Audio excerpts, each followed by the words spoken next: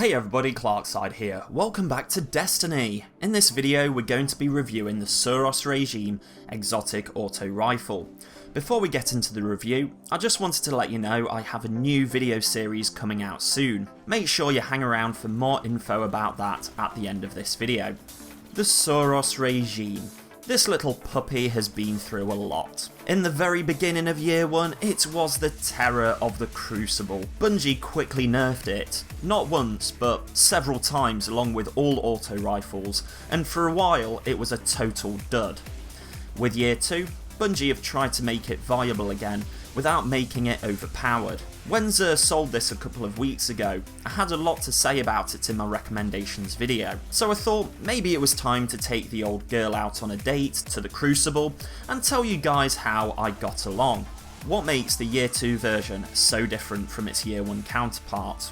Firstly, we have a sexy new black and red colour scheme, but the beauty is more than skin deep. The perks have been reworked a little too. Nothing too drastic to kill the original character of the weapon, but enough for it to warrant another go if you've not picked this up in a while. First, let's take a look at the stats. The Suros regime fits the same low rate of fire, high impact archetype as the deal breaker, Suros ARI 45 and answering chord. Or even the shadow price for all you year 1 players who remember that one. None of these rifles particularly tear shit up in the Crucible, but the Suros regime has some tricks up its sleeve, which I'll discuss very shortly.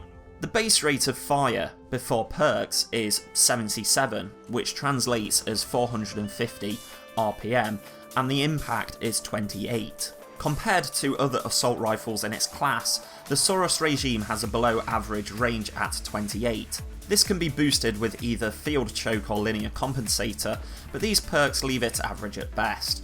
Right out of the box, the Suros regime has a higher than average stability at 46. However, if you're going to take either of the previously mentioned perks, then it's going to take a hit. You'll be reducing it down to 34 with field choke or down to 36 with linear compensator. Either one will put it at the lower end of average, but it's still something that you can work with. Finally, for reload, a stat that isn't affected by any perks, we have an above average 65, which translates as 2.47 seconds with rounds in the mag or 2.71 on empty. The magazine size is 33 and this doesn't budge with any of the perks equipped. When we start to look at what kind of damage this auto rifle can do, this is where your options really start to branch out.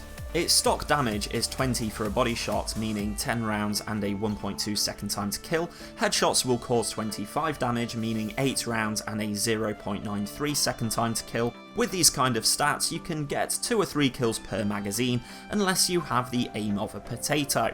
If you equip either focused fire or spinning up, then this is where things start to get a little interesting. Focused fire will boost the damage to 27 for a body shot, 8 rounds to kill, and I'll explain the time to kill in a moment. Headshots are boosted to 33, meaning 7 rounds to kill. The time to kill is thrown off a little by the fact that the focus fire perk reduces the rate of fire from 450 RPM to 300 RPM. This means that even with the extra damage, you're looking at a 1.4 second time to kill with body shots and a 1.2 second time to kill for headshots. If anything, the focus fire perk hinders your time to kill compared to the base stats. There's no discernible advantage to using the focused fire, apart from it makes it easier to land headshots. Even then, the time to kill is on par with landing body shots without the focused fire perk. The spinning up perk is where the gun really starts to depart from the year 1 counterpart. It gradually increases the RPM from 450 RPM to 600 RPM the longer the trigger is held. This means that at full pelt it has the potential time to kill between 0.9 seconds and 1.2 seconds for body shots, and at 0.7 to 0.93 second time to kill for headshots. The downside is you're going to have to preemptively start firing round corners or count on players being huddled up to see the benefit of the higher RPM kick in at all. There's been some rare occasions where if I'm being rushed, then the extra RPM has kicked in at the right time and shut a player down where I would not have survived otherwise. There's two final factors that affect the damage and time to kill, and that's linear compensator and field choke. Either one will boost the focused fire damage up from 27 to 28 for a body shot, and from 33 to 34 for a headshot. The only real difference this makes is that you can achieve a 6 headshot kill with focused fire. Without focused fire, the basic damage increases to 21 for a body shot, and 26 for headshots, which isn't enough to affect the time to kill. I feel like I've babbled on about the damage enough. Compared to my Call of Answers duty review, which I summed up the damage and time to kill in about 2 sentences. The Suros regime is a very nuanced assault rifle with several options worth discussing. The 2 setups I usually use are: for close range I use the spinning up perk with smart drift control.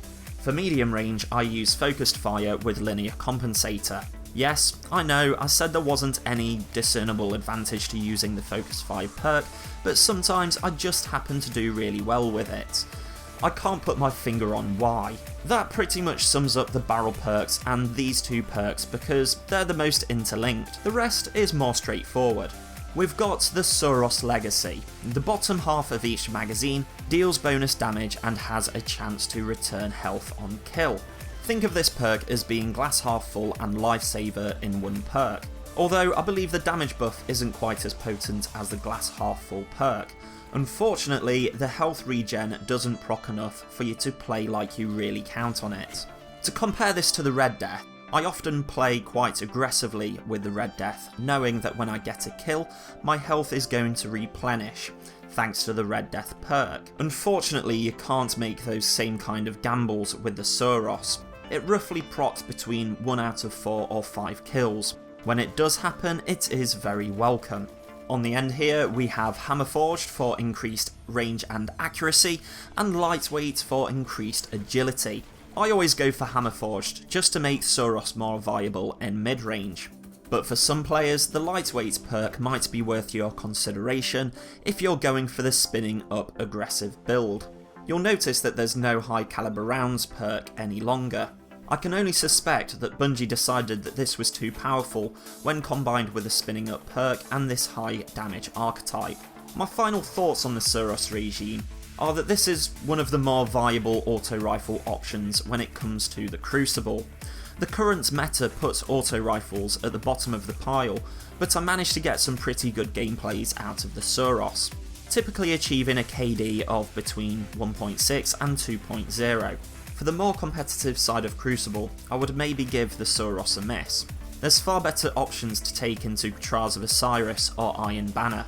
I love the design of the gun, the somewhat odd paintball gun sound it makes when it fires, and that it can be used in 2 very different ways thanks to the spinning up and focused fire perks.